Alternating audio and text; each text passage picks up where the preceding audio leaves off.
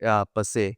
Do you kind of sort of like observe, because usually whoever is sponsoring that project, suddenly they have this big idea, and that's why they wanted to sponsor in the first place, to have a pilot, to test out something. Mm.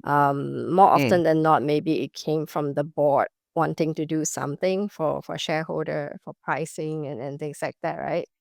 But then that doesn't mean the sponsor has that necessary experience. So I mean, I've observed that personally. So Mm. for such a case, it's quite common, right? So then, what would you advise?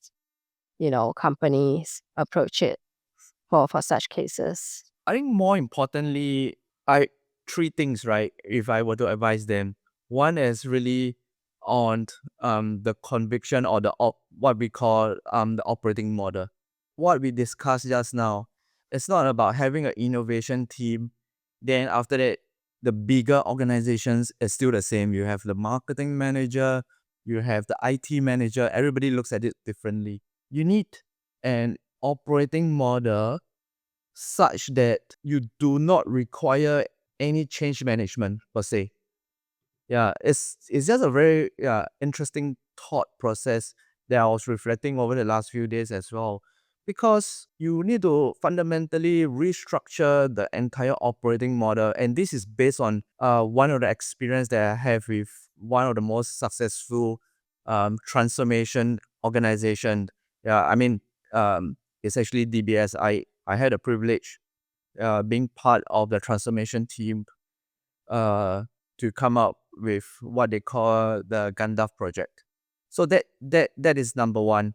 And then secondly, again, is a leadership mindset shift. Like what Jess was saying, yeah, a lot of times all these pilots, they stem or it comes from fixing a system problem. Or no, fixing a what I call the local inefficiency. So they come up with a use case and say, hey, look, yeah, can we come up with a solution, a technology solution to actually fix this problem ABC? But back to the point, if the broader system is still broken, for example, right, incentive is misaligned, role definition is unclear, priority is conflicting, and organization barriers not looked into. Yeah, these are some of the reasons why pilot will forever stay as pilot. Yeah, and then it's hard to scale because the broader system, right, is not structured in a way to allow pilot to scale or to fix a systemic problem. So instead of coming out with use case, which is very common, right, and that's a very textbook way of thinking about innovation and digital transformation or entrepreneurship per se. Yeah, but if you take a step back, yeah, then you look at some of the scaling blueprint. Yeah, you realize that hey, look, yeah, you're not getting from 1 to 2 first to prove something, and then get it done. In fact, you are trying to design a system such that it move from 1 to 100, yeah, in a very natural way or in a BAU way, which means that hey, look, yeah, you need to set your enterprise KPIs or ROIs that people always think about.